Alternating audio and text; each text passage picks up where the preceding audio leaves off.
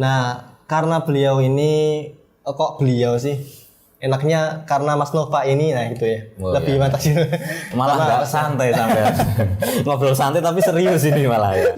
Nggak mau Sayyidina Umar itu nggak mau apa istilahnya nepotisme gitu ya, menunjuk keluarganya. Akhirnya karena didesak ya sudah, putranya Abdullah bin Umar atau Ibnu Umar biasanya kita kenal itu boleh masuk tim formatur itu, tetapi ya ini ada syaratnya. Ibnu Umar ini boleh punya hak suara tapi nggak punya hak dipilih.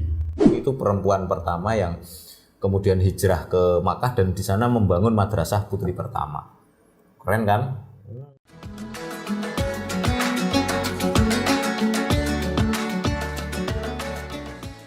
Assalamualaikum warahmatullahi wabarakatuh. Waalaikumsalam warahmatullahi wabarakatuh. Sahabat Muslim N1land, penonton setia N1land dimanapun kalian berada. Kali ini saya dan juga teman saya, di sini ada Mas Nova. Ya.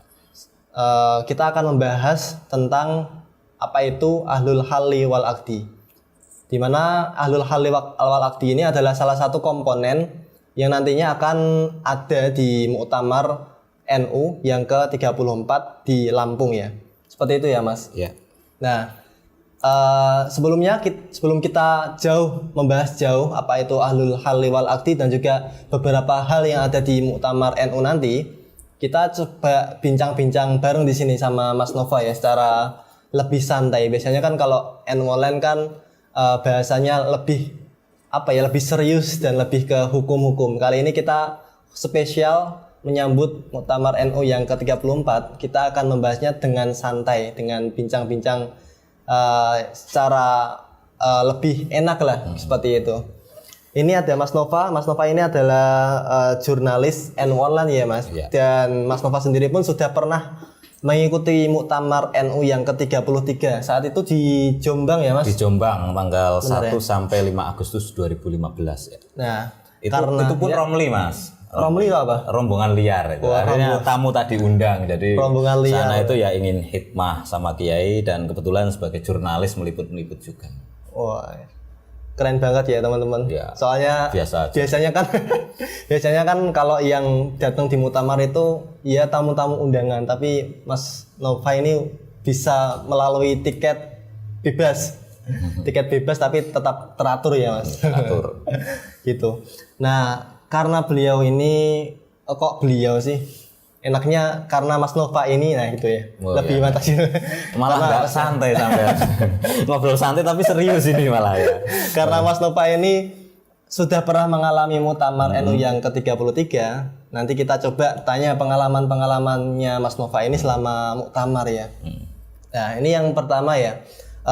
Apa itu sih Ahlul Halli wal Aqdi, Mas? Karena ini juga teman-teman N1land juga di rumah juga belum tahu secara spesifik apa itu Ahlul Halli wal Aqdi dan hubungannya pun dengan Muktamar NU itu apa? Seperti itu. Ya, terima kasih atas pertanyaannya. Jadi Ahlul Halli wal Aqdi itu adalah kalau istilah sekarang itu tim formatur gitu, Mas. Tim formatur. Jadi itu sebuah institusi yang berfungsi sebagai sebuah lembaga legislatif yang nanti aturan-aturan atau keputusannya itu bisa ditaati. Itu Ahlul Halli wal Aqdi yang berarti adalah orang-orang yang punya diberi kekuasaan atau diberi tanggung jawab untuk mengikat dan melepaskan. Artinya kan gitu, melepaskan dan mengikat gitu. Dia juga bisa melepaskan orang dari tanggung jawab, bisa juga mengikat seseorang untuk berada dalam suatu tanggung jawab. Itu Ahlul Halli wal Aqdi. Nah, pertama ini sebenarnya ada landasan historisnya, istilahnya ada sejarahnya, di mana pemilihan khalifah dulu. Jadi kan setelah Nabi wafat, kemudian diganti khalifah gitu kan. Tetapi kemudian ada Sayyidina Abu Bakar, Umar, Utsman, Ali. Mulai ada tim formatur ini adalah ketika di akhir-akhir zaman Sayyidina Umar, ya kan, beliau berwasiat atau sebelum wafat itu ingin menunjuk sebuah tim formatur, katakanlah ahlul hal wal akdi ini.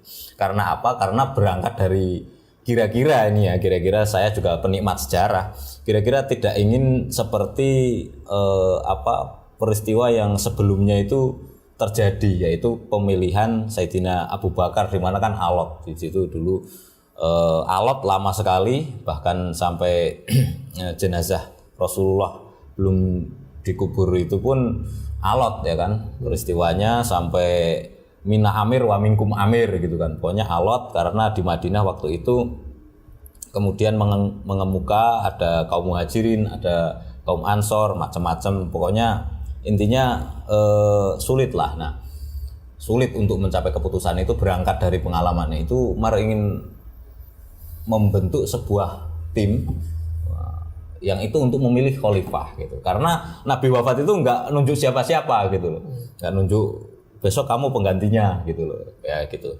Jadi ini yang kemudian juga sebenarnya nanti setelah khalifah-khalifah ini, yaitu berganti dinasti Umayyah dan Abbasiyah, itu sebenarnya juga tidak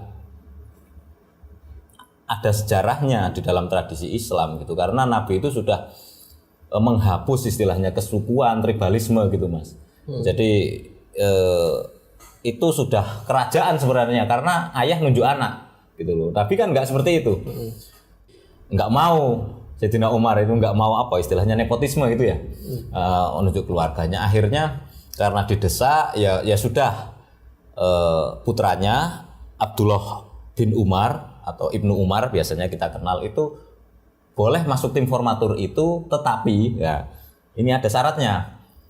Ibnu Umar ini boleh punya hak suara tapi nggak punya hak dipilih. Itu sejarahnya. Nah itu ahlul hali wal akdi pertama. Akhirnya sahabat-sahabat senior ini kemudian memutuskan sahabat Utsman sebagai khalifah pengganti Sayyidina Umar bin Khattab. Jadi di situ tim formatur, sahabat-sahabat senior yang terpercaya, kemudian memilih pemimpin pengganti Sayyidina Umar. Itu sejarahnya, dan ketawaduannya pun juga sama. Itu berangkat dari tradisi sejarah itu. NU kemudian juga mencontoh dalam muktamar ke berapa ya, lupa saya, tetapi itu tahun 84 di Situbondo ya. Muktamar di Situbondo. Yang bentuk adalah Kiai Haji As'ad Syamsul Arifin, karena waktu itu NU itu hampir terpecah, bahkan sudah semi terpecah ya, karena ada kubu Cipete dan kubu Situbondo ya kan. Kubu Cipete itu merujuk kepada Kiai Haji Idham Khalid, ketua PBNU yang paling lama itu, orang Banjarmasin. Terus juga ada kubu Situbondo yang itu merujuknya kepada Kiai As'ad, karena Kiai As'ad ini Kiai sepuh, salah satu pendiri NU yang masih hidup waktu itu. Beliau berdiri di podium dan dia berinisiatif untuk membentuk tim formatur atau ahlul hal wal akdi itu. Akhirnya hadirin setuju semua gitu. Saat akhirnya dibentuklah tim ahlul hal wal akdi yang kemudian memilih Rois Amnya adalah Kiai Haji Ahmad Siddiq dan Tanfidiyahnya adalah Gus Dur, presiden yang kemudian jadi presiden. Itu sejarah.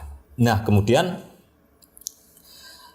seiring berjalannya waktu, kemudian NU itu mengadopsi ini dan diterapkanlah yang pertama di Muktamar Jombang tahun 2015 itu. Nah, itu jadi teknisnya waktu itu yang saya tahu, kiai-kiai dari berbagai daerah itu atau pemilik suara di muktamar, karena nggak hanya ada dari cabang ya, pengurus cabang, kabupaten atau kota, PW, provinsi, terus juga ada Banom, badan otonom, ada PCI-NU gitu, itu punya hak suara, memilih 9 kiai dari masing-masing, ya terserah gitu, sepakati. Akhirnya ditabulasi dan mendapat 9 besar. 9 besar perolehan itu. Jadi kiai memilih nama gitu, setor nama se-Indonesia itu, terus ketemulah 9 besar. Nah ini 9 besar yang hasil di Jombang ini saya bacakan dulu adalah Kiai Haji Ma'ruf Amin dari Jakarta. Beliau mendapat 313 suara. Ini yang di Jombang ya? Di Jombang. tahun 2011. Terus yang kedua Kiai Haji Nawawi Abdul Jalil Pasuruan Jawa Timur, pengasuh pesantren Sidogiri, ini sudah wafat. Sekarang beliau dapat 302 suara. Kemudian ada tuanku Turmudi Badruddin dari NTB 298 suara. Terus ada Kiai Haji Khalilur Rahman Martapura Kalimantan Selatan 273 suara. Terus ada juga Kiai Haji Dimyati Rois Jawa Tengah Kendal, beliau dapat 236 suara. Terus Kiai Haji Ali Akbar Marbun Sumatera Utara 246 suara. Terus ada Kiai Haji Maimun Zubair atau Mbah Mun Sarang Rembang Jawa Tengah 156 suara. Ada Kiai Haji Maktum Hanan dari Jawa Barat 142 suara, dan Kiai Haji Masubadar Pasuruan Jawa Timur dengan 135 suara.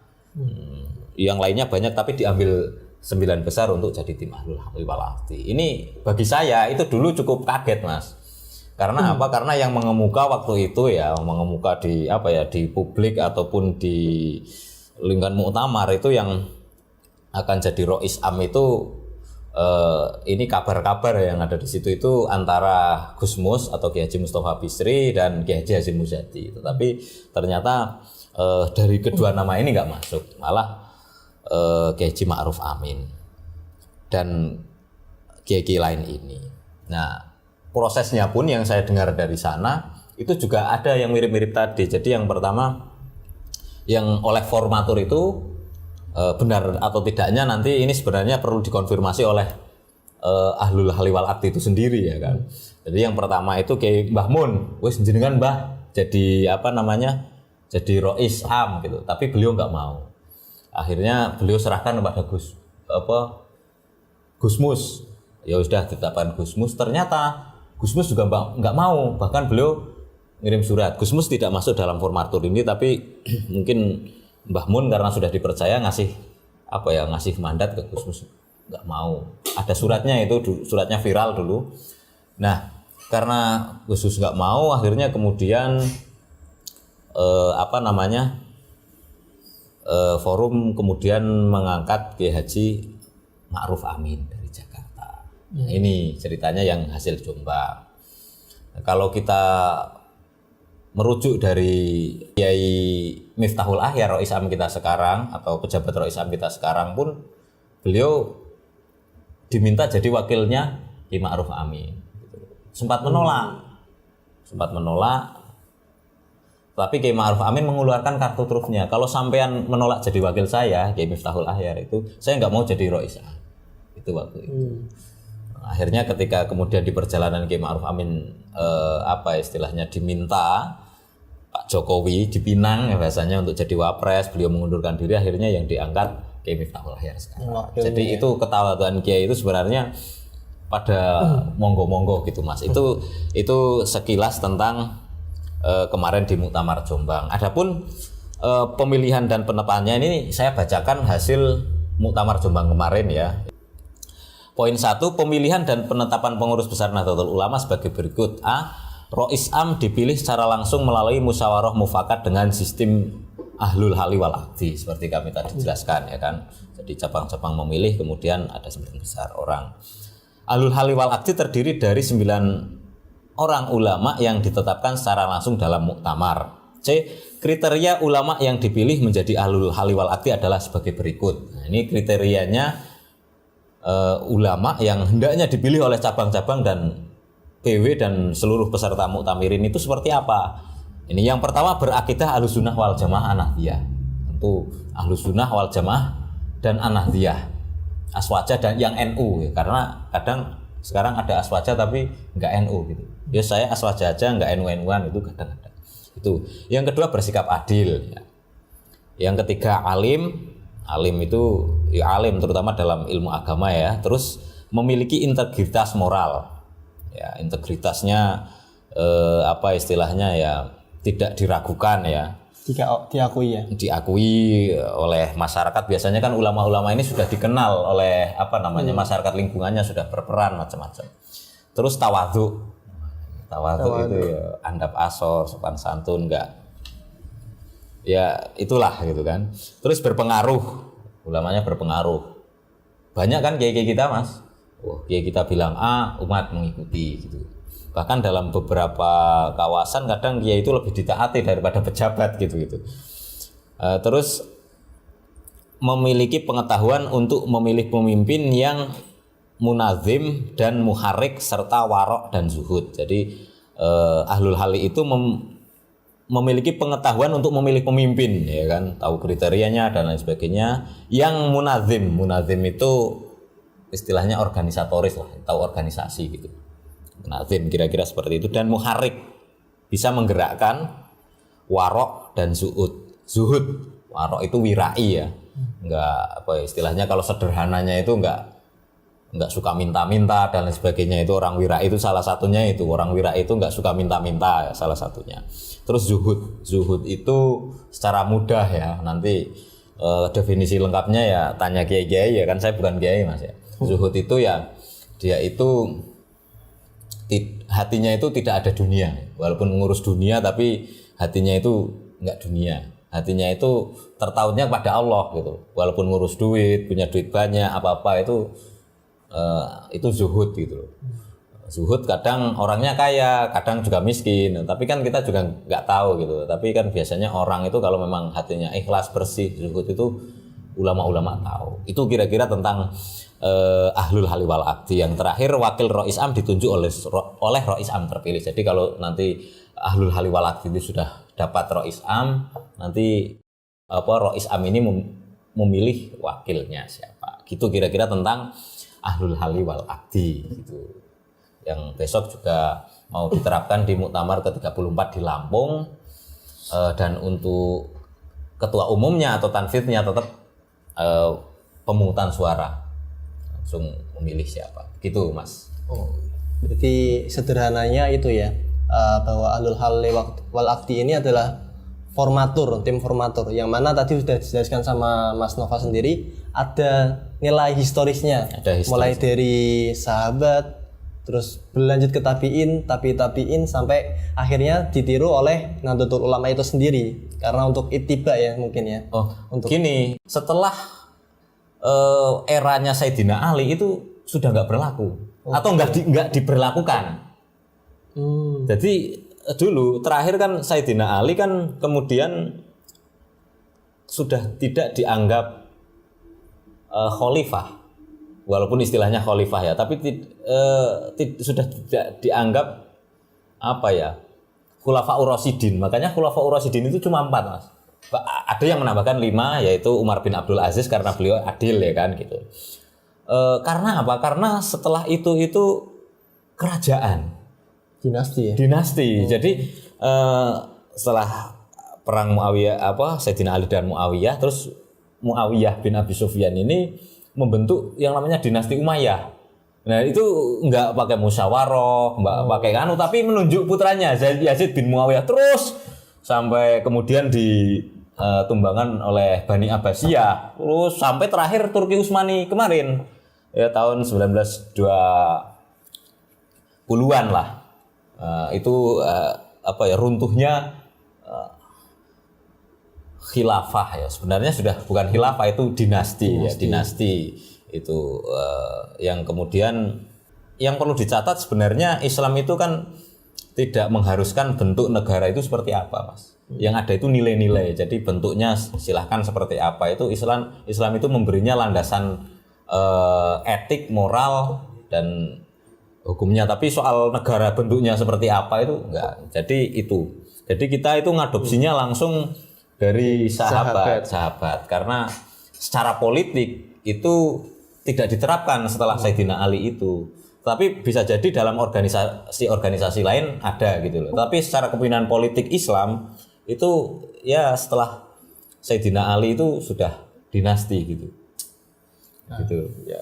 Itu biar menjadi pemahaman kita semua ya teman-teman, bahwa ahlul halli wal aqdi ini benar ada historisnya, cuman diadopsi langsung dari sahabat ya. Karena setelah itu kan ada dinasti, ada istilahnya kekerajaan dan lain sebagainya kayak gitu.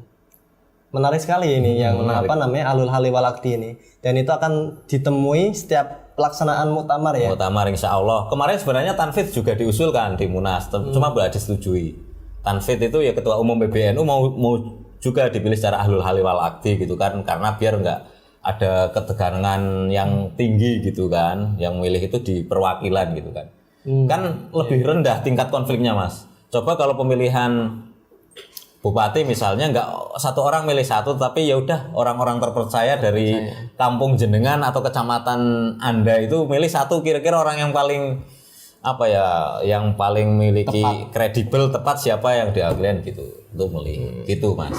Tapi yang apa namanya yang menarik dari muktamar ini kan, selama ini kan mungkin teman-teman juga mempunyai pertanyaan yang sama. Jadi yang terlihat itu ketika muktamar itu didominasi oleh laki-laki seperti itu. Apakah ada sih muktamar ini diisi oleh beberapa kaum perempuan seperti itu? Apakah ada Mas? Selama Mas Nova sendiri pernah mengikutinya gitu? Oh ya, terima kasih atas pertanyaannya. Jadi muktamar NU itu diikuti oleh anggota macam-macam ya. Ada dari unsur PBNU sendiri jelas ya, pengurus PBNU. Terus ada pengurus wilayah NU itu tingkat provinsi PBNU. Terus ada PCNU tingkat kabupaten itu atau kota. Karena PCNU itu kadang satu kabupaten ada dua. Contohnya yang mudah yang dekat di Jawa Tengah ini adalah Rembang. Rembang itu ada dua PCNU, Rembang dan Lasem gitu ya. Itu karena alasannya historis dulu, dan beberapa daerah lain ada. Jadi kadang ada dua cabang satu kabupaten. Nah itu. Terus selain itu juga ada PCI, pengurus cabang istimewa yang ada di luar negeri, misalnya PCI NU Korea Selatan gitu-gitu. Terus selain itu juga ada BANOM atau Badan Otonom. Badan Otonom di situ apa namanya, jadi peserta muktamar dan bahkan punya hak pilih satu. Karena ada juga peserta yang nggak punya hak pilih, kayak nanti itu kan rombongan dari cabang itu tergantung ya, biasanya dulu ada 5, ada 6, ada 7 tergantung panitia ya. Yang jelas nanti di situ akan membahas beberapa komisi. Kalau yang untuk Lampung besok kayaknya dipersempit ini Mas, apa ya, diperkecil karena masih pandemi dan lain sebagainya. Jadi intinya nanti delegasi itu misalnya 4 orang, ada yang di Basul Masail, komisi organisasi, komisi rekomendasi. Perempuan itu biasanya nanti kalau di NU itu memang sudah jadi pengurus, karena PBNU itu juga ada pengurusnya yang perempuan. Yang saya tahu dulu seorang ulama perempuan, Nyai Hajah Huzaimah, beliau rektor IIQ Institut Ilmu Al-Quran Jakarta, beliau ulama yang alim, itu juga masuk ke pengurusan PBNU. Juga beberapa sih banyak. Terus juga ada kayak Mbak Alisa Wahid, pengurus LKK, banyak. Pengurus LKK NU itu lembaga kemaslahatan keluarga NU itu juga banyak yang diisi perempuan, dan beberapa lain juga ada perempuannya gitu.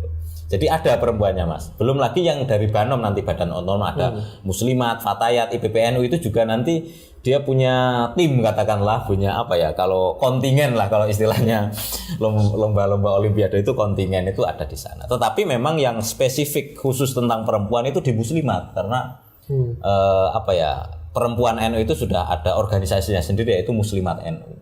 Bahkan punya kantor sendiri Mas.